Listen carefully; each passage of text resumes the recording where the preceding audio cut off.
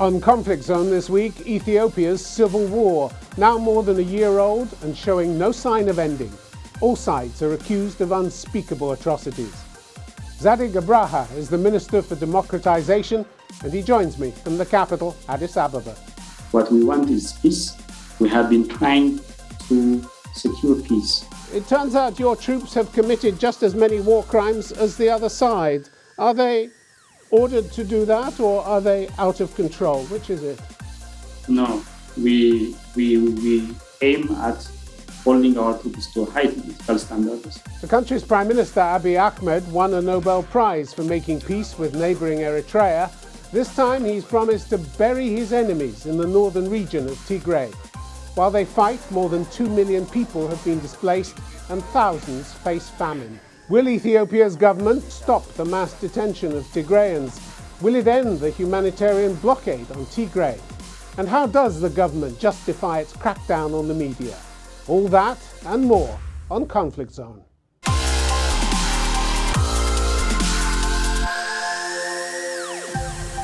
Zadig Abraha, welcome to Conflict Zone. Good to see you, team. Same here. Your government has promised to hold accountable any of your forces that violated human rights, especially those who committed acts of rape.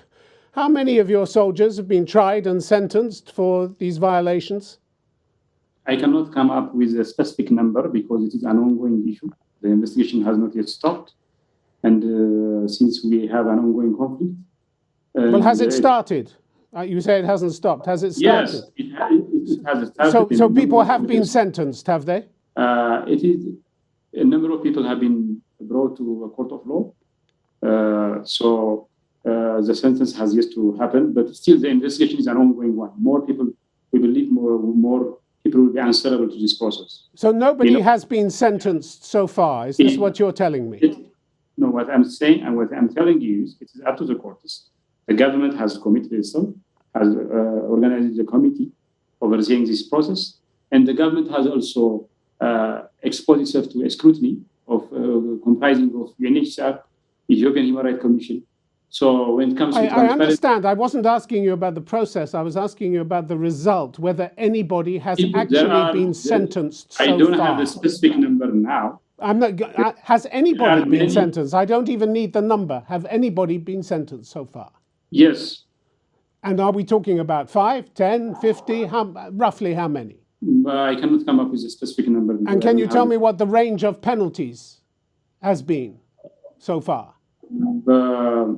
Still, I don't have a number. I don't have the specific information with regards to that. But it is a publicly declared. We started the This isn't a very transparent process, is it, Mr. Abraha? This is a very transparent process. Well, it isn't. If you can't even tell me how many people have been arrested, detained, prosecuted. It doesn't mean I don't have a number now, but it doesn't mean this is not a transparent process. We have shown our commitment to transparency, to accountability, by subjecting ourselves to a UNHCR scrutiny. So I don't think transparency is an issue here. It's just a matter of information, and I don't have it now. Well, it is, according to the Office of the Human Rights Commissioner.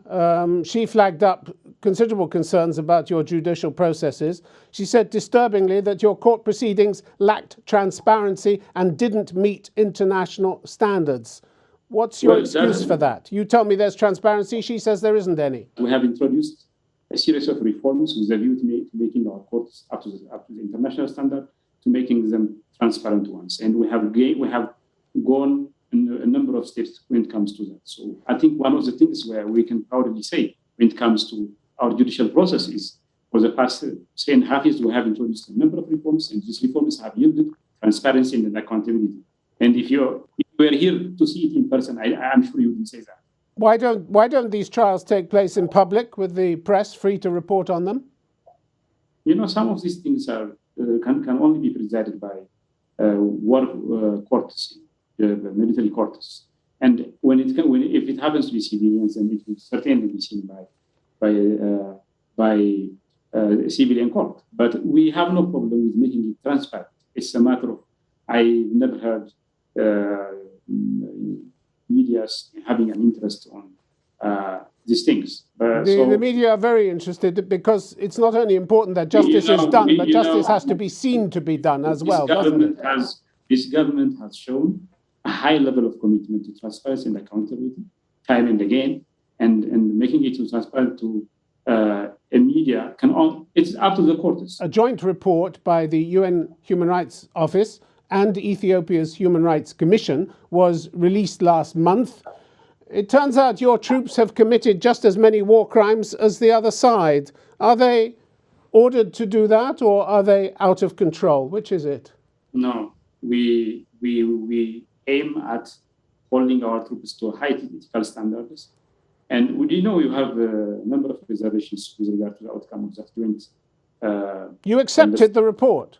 You accepted the report. Yeah, but we have reservation. With the reservation, we said, with the reservation, we accept the outcome. We have not only accepted the outcome, we have started implementing the recommendations indicated by the joint investigation by establishing a joint ministerial committee. So our army, when you talk of our army, we believe it exhibited its ethics and discipline, but there are some outliers that have gone out of that have committed ultra-virus acts, that have committed these things, the atrocities indicated in the report. And we are committed to make sure that these individuals are brought to a court of law and get the sentence as per the law of the nation. Not only have atrocities been committed, Minister, but Michelle Bachelet, the UN Chief Human Rights Officer, says it appears your forces, along with those of Eritrea, committed the majority of the violations for the first 8 months of the conflict between November 2020 and June this year. That's a hugely damaging observation for your government, isn't it? It is regrettable that these atrocities happened. We have differences when it comes to the number of atrocities committed and who committed it. But with all that, we don't want to debate on the amount and the intensity of the atrocity. Whatever atrocity may have happened on one person or two person, it doesn't matter. We don't want to tolerate it. We have zero tolerance to this kind of atrocities. But if you want to know the larger picture of our army has been throughout a number of African countries. It is an example of discipline and effectiveness, and that does not represent the larger picture of our army. But these are individuals that are being brought to a court of law, and we will continue to do so. You say your army adheres to high standards, but there are a remarkable variety, a huge variety of serious crimes listed as having been committed by your forces. Attacks against civilians and indiscriminate attacks, for instance. November 28 last year, the report says your army shelled civilian facilities in Mekelle, killing at least 29 people and injuring 34. Doesn't that shock you? I said it's very regrettable when we don't tolerate this kind of action, this kind of violations. But it doesn't change the fact that our army has been chosen to be a UN peacekeeping, a member of US peacekeeping mission throughout Africa. And it is not without a reason. It's because of its exhibited discipline and ethics that it was chosen to oversee these kind of peacekeeping missions. But still, in Tigray, while our army was in Tigray, the larger picture is, the bigger picture is, our army has been supplying the people with food, with fuel, our army has been apportioning from its. I want to come on to the question of aid a bit later, but before we leave these crimes, one of the categories highlighted by the report was sexual and gender-based violence, and the report says your army, along with other forces, was implicated in multiple reports of gang rape used to degrade and dehumanize victims. So these crimes, multiple reports of gang rape, these crimes aren't just the work of a few rogue soldiers, are they, as some of your colleagues have suggested? They're systematic, they're practiced, and they're repetitive. I wonder what would lead your troops to think those violations are acceptable. There is no way. For one thing, I have said that we have accepted this report with reservation. And there is no way for any kind of rape to be systematic here in Ethiopia. Tigrayan people are our people.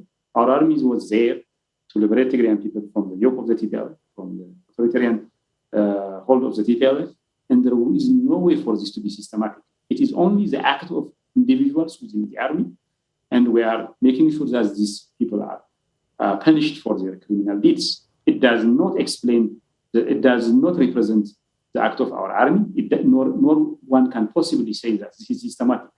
If you want to see if it was systematic, there was no possibility for these people to be a court of law. We now know, Minister, that terrible crimes were also committed by your allies from Eritrea. You told this program last December that you were 1,000% sure that there were no Eritrean troops in your country. In fact, they'd been there since last November, according to a Reuters special investigation. Why didn't you mention that? Well, I thought there are no Eritrean armies right now, underline right now, the word right now.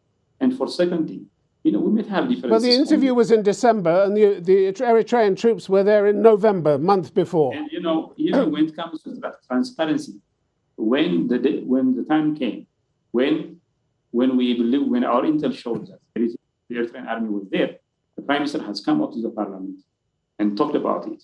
And then, we may have differences on intel. Your information will show you September. Mine was right after December. That's why. It was not said out of an intention to mislead the international community. It was said based on the information we have on the ground. But it wasn't until March that Prime Minister Abiy revealed that Eritrean forces had entered Ethiopia, he said, to support him. Up until then, your government was dismissing all the reports as hostile propaganda. And in April, your information minister, Yemane Gebremeskel, said the reports about Eritrean troops raping Tigrayan women were simply fabricated stories. Fabricated by the party in power in Tigray, the Tigrayan People's Liberation Front. That was nonsense. The stories were not fabricated. They did rape people, and they raped a lot of women, didn't they? Well, I think the right person, I'm here to say, when the information we had on the ground was confirmed, we've come up in public and talked about it. While we lacked information, and we have appeared on conflict zone and came up with and said talked about my take of the situation. That's all. In May, your Attorney General admitted that your Eritrean friends had executed 110 civilians in cold blood in a place called Aksum. What do you think of your Eritrean friends now? Following the reform we introduced in the country, we have come up with a foreign policy that mainly gives priority to our neighbors, and that has changed the situation. 110 civilians murdered in cold blood. Are these people going to be held responsible by your government? Yes, we have a good relation with Eritrea. We believe the Eritrean government will also be part of this effort to bring these people to justice. And we are not You are going to prosecute Eritrean soldiers, are you? Are you telling me now your government intends to prosecute Eritrean soldiers? Whatever atrocity is committed by whoever, it will be prosecuted. Who is going to be? Eritrea or Ethiopia? Or is it different? That's another story. What I can confirm you is no kind of human rights violation will be tolerated. Are Eritrean forces still in Ethiopia? Your Prime Minister said in March that he'd got an agreement for them to leave, but they haven't left yet, have they? They have left the country. When did they leave? Well, that specific time and day has... Can you give me a month? Can you say whether it was a month ago, 3 months ago? I don't want to be that specific, but I can assure you that Eritrean forces have left the country. And you say that with the same kind of authority as you said a year ago when you said they weren't in the country. Well, based on the information I had on my hand, I have told you that. Now, the information we have, the intel we have on our hand shows that, and I'm here to tell you. Minister, part of the reason for a lack of transparency in Ethiopia these days is your crackdown on the press, which is something that you vehemently denied on this program a year ago. Your denials haven't held up very well, have they? The Committee to Protect Journalists said a week ago that since the start of the war, they've documented multiple violations of press freedom by your government. We have got rid of draconian press law and came up with a new progressive press law. We have introduced, following this reform, the press freedom in Ethiopia has increased both in terms of number and quality. This is undeniable. This is something that speaks for itself. On December the 1st, at least 9 reporters were in custody. If they've committed crimes, charge them. If they haven't, let them go. Because as far as my information, the problem is our definition of journalism is even different. There are some social media activities that are working towards hampering rule of law, trying to cause havoc. Look, at the end of October, I'll give you an example of what you've been doing. At the end of October, you forced the closure of the Orlo Media Center, an online news outlet that was critical of the Prime Minister. Before that, the Committee to Protect Journalists says media workers were arrested in late June and detained incommunicado for several weeks at a military camp in the east of the country. You detain these people incommunicado. This is mafia-style thuggery by your government, isn't it? Let me tell you, there are journalists that are committing crime. And if that is the case, we will continue to make sure that even when it comes to journalists, their criminal deeds are punished. But we have seen for the past 4 years, we have stopped press freedom being the cause for journalists to be punished. That era is gone. This report has to be cross-checked. I have to check the names, the specific things, the specific information, because we are coming up with a laundry list of information. I'll give you specific information, Minister. Court orders for the release of 2 journalists were given, at least 2 cases where court orders were given to release them from custody, and they weren't released. Kibrom Worku, a radio journalist, and Tesfa Alam Tekle, correspondent for Nation Media Group. They were still in detention earlier this month, weeks after they were granted bail. Now, you present the picture of a government that ignores the rulings of its own courts. That's a lawless country, Minister. You know, what happened is the public prosecutor office appealed to the next level of court. And when an appeal is being heard, you cannot free a journalist. Do you know, Minister, that your own Human Rights Commission has also expressed grave concern about the detention of thousands of people in the capital under your state of emergency and the difficulty of gathering information about the treatment of those in detention? Are they wrong too? Are they wrong too? We are aware of that, and we are working day and night to correct that problem. You're aware of it. You're in charge. Either you're in charge of the country or not. You're ordering these detentions. It's not enough to be aware of them, is it? No. This is a practice of certain police, and we are in charge. We are correcting these mistakes. You know, the thing is, we have introduced a state of emergency, and following that, there are people who are suspected of committing crime, and they are under the rule of law. They are being prosecuted, and in this process, there are wrongs here and there, and we are correcting them. We are taking, the result why our own Human Rights Commission has become stronger. It is coming up. It is issuing this kind of reports, which is exposing even our wrongs. This is the result of the transparency, the result of accountability measures we have taken. You've also taken measures against senior UN officials. You threw out 7 of them in September. You didn't like them telling the truth. The expulsions were ordered 2 days after the UN's aid chief warned that your restrictions on the flow of aid had probably forced hundreds of thousands of people in Tigray into famine. Do you throw out the foreigners now because you don't like what they're saying about your government? Not at all. We believe in working with the UN as a good partner. We are a member of the UN, so we will work with the UN under any circumstance. But it doesn't mean that these individuals were transgressing their own code of conduct, their own bylaws, and they were interfering in our internal issue. That measure was taken following that, and the government has explained the reason why we have taken that measure at that point in time. The White House in Washington says that you have exhibited a pattern of obstructing the delivery of food, medicine, and other life-saving supplies to those who are most in need. I presume you're aware that blocking food and medical supplies without justification violates international humanitarian law, or don't you care?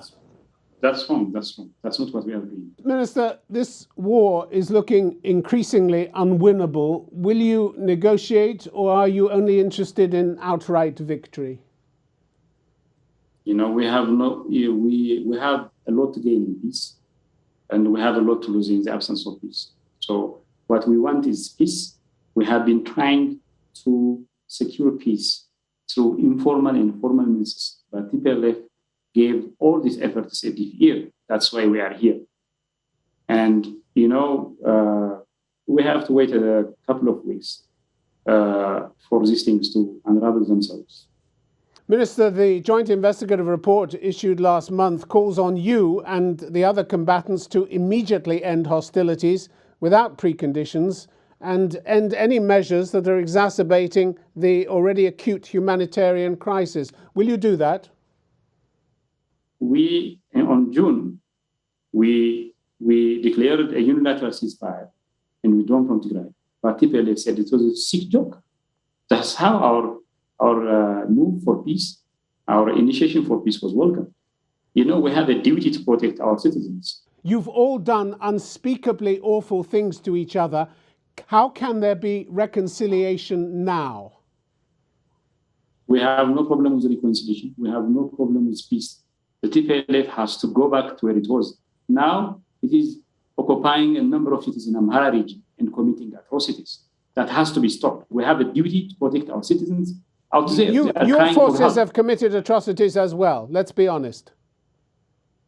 We take seriously any kind of allegation. We are looking into that. We have taken a number of measures to correct that. But what is TPLF doing? If you happen to go to a number of cities, liberated cities in Amhara region, cities are destroyed to ground zero. Women are raped.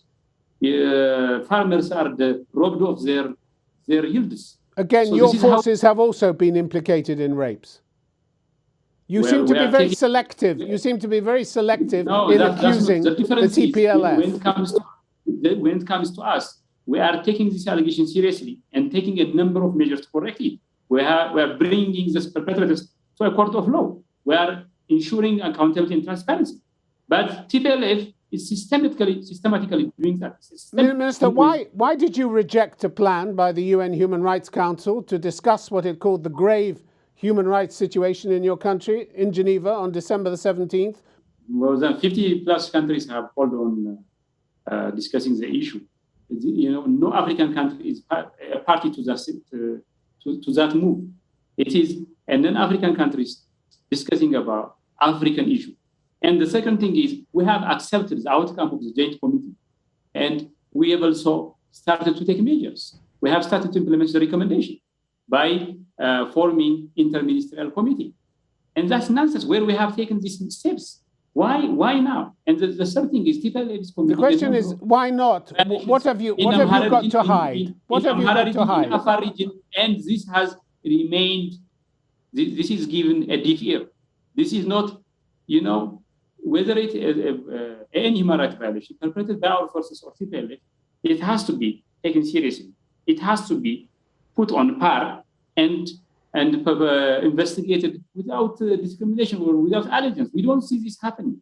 If there is this allegation committed by our forces and we see things being loud, why do we think other African countries have joined that move, are part of that signatory? Why do we think? You tell me. Because African countries understand that we have accepted the outcome of the joint committee, the investigation of the joint committee, and we have started taking the necessary measures. Where is the situation? And at the same time, other African countries are aware of the fact that TPLF is committing a number of human rights violations in a number of Amhara cities. And where this is the situation, it's a double standard. And as a result, they are not part of that signature. So this is not something where we are not the only country against this move. A number of African countries are against this move. That's why they are not part of this initiative. You've called on everybody to reject this meeting. Looks like you have something to hide, Minister. You have something to hide. No. If you had something to hide, we wouldn't have subjected ourselves to the scrutiny of a joint committee by the UNHCR and our own Human Rights Commission. That wouldn't have happened. We have allowed them to come on ground and check. All right. Investigate. Minister Zadig Abraha, I'm afraid we're out of time. Thank you very much for being on Conflict Zone. Thank you for your time. Thank you very much, Emil.